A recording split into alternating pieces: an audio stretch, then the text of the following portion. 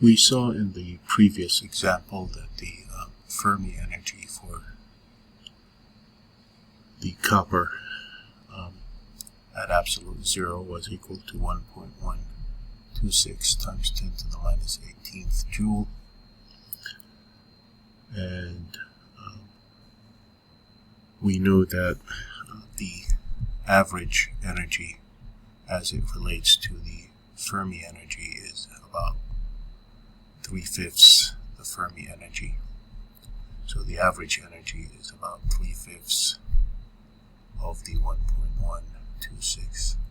times 10 to the minus 18th joules, which is 6.76 times 10 to the negative 19 joules, or about 4.22 electron volts, keeping in mind that the initial Fermi energy was at 7.03 electron volts. And now, if we want to get the kinetic energy of the electrons,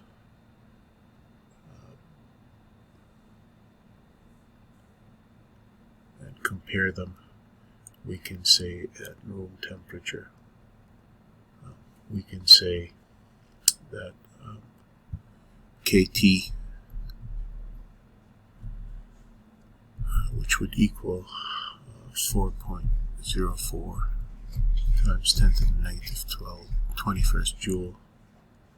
at room temperature, which is 293.15 kelvins.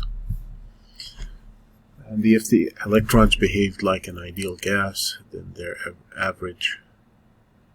kinetic energy per electron would be 2/3. So we know that kinetic energy average for a ideal gas can be given by 3/2 kT. So this is 3/2 times 4.04 times 10 to the negative 21st joule, or